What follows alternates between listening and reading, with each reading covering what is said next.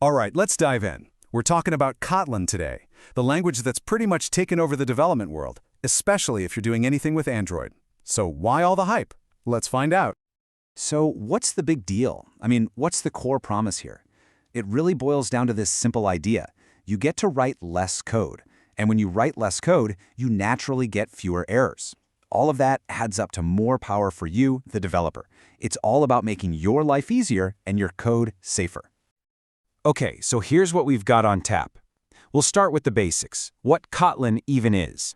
Then we'll get into its building blocks, check out its smarter control flow, and see how it simplifies things like classes and objects. After that, we'll hit the really cool stuff, Kotlin's killer features.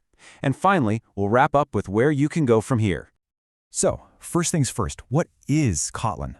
Well, it's a super modern, statically typed programming language, and it comes from the brilliant folks over at JetBrains. Now, you've probably heard it's the go-to language for Android, and that's totally true. But its versatility is a massive deal. I mean, you can use this for backend servers, web stuff, you name it. And here's something crucial. It's fully interoperable with Java. That means you can literally have Kotlin and Java code living happily together in the same project. It's also designed to slash all that repetitive boilerplate code, the tedious stuff you have to write over and over again. And because it's statically typed, well, that means it catches errors while you're compiling, not when your user's app is in the middle of crashing. Huge win. Okay, so that's the high-level pitch. But how does this actually look in practice? Let's dig into the basic building blocks. And hey, if you've done any programming before, this is going to feel really familiar, just a lot cleaner.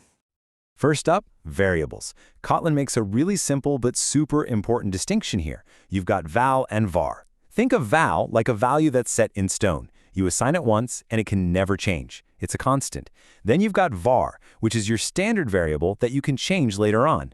This little difference pushes you to write much safer, more predictable code right from the start.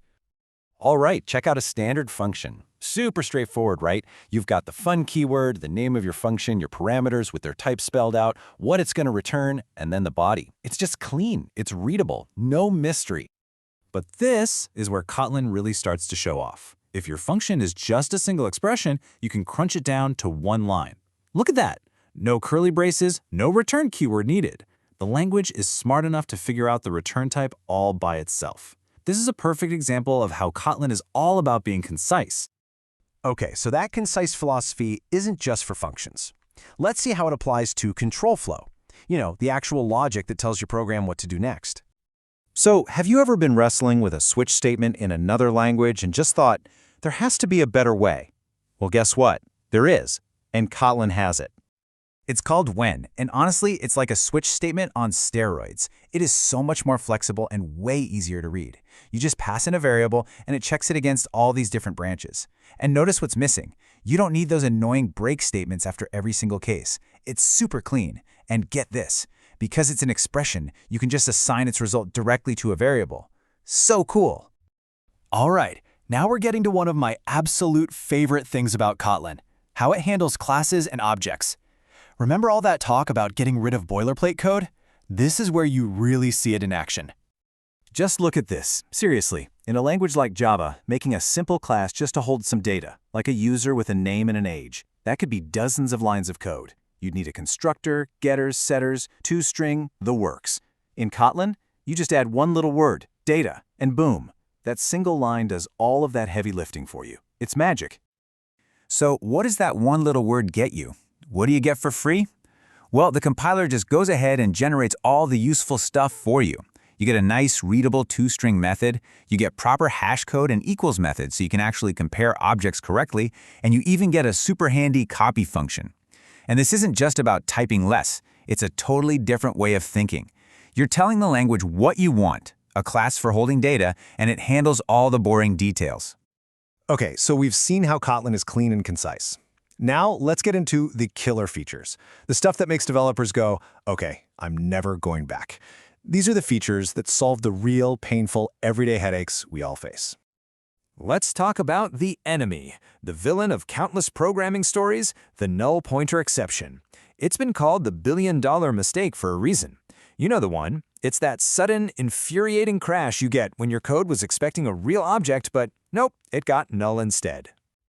Kotlin's approach is brilliant. It tackles this problem right at the source, building null safety directly into the language. Here's how it works. Step 1, by default, nothing can be null, period. The compiler just won't let you. Step 2, if you really need something to be able to be null, you have to explicitly say so by adding a question mark to its type. You're telling the compiler, hey, I know this might be null, I'll handle it. And that brings us to step 3. You use the safe call operator, that little question mark dot. Now, if your variable is null, your code doesn't crash, it just gracefully returns null. It's an incredible safety net built right in. Okay, next up is another huge one, coroutines. Let's be real, asynchronous programming is hard. You know, doing things like fetching data from the internet without completely freezing your app's screen, it can turn your code into a tangled mess. Well, coroutines are Kotlin's elegant answer. They let you write that complex, asynchronous code so it looks simple and, well, sequential. Like you're just reading a recipe. Take a look at this snippet.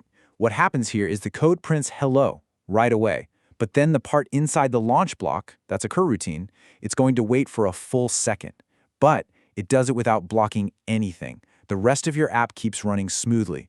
After that second is up, it finally prints world. You're getting complex async behavior, but the code looks clean and easy to follow. This is an absolute game changer for building responsive apps. All right, we have covered a ton of ground here, right? From the basic nuts and bolts all the way up to some of Kotlin's most powerful features. So let's kind of put a bow on it and bring it all together. So why should you really consider learning Kotlin? Let's recap. 1, it's modern and concise. You just get more done with less typing. 2, it's safe. That built-in null safety is going to save you from so many common crashes. 3, it's interoperable, which means you can start using it in your existing Java projects today. 4, it's incredibly powerful, with features like coroutines that make really hard problems simple. And finally, it's versatile. You're not just learning an Android language, you're opening doors to back-end development and so much more. Look, we've really just scratched the surface here, but now you've got the core ideas. You see the fundamentals. So with all this power, this safety, and this clarity, the only question left is, what are you going to go build with it?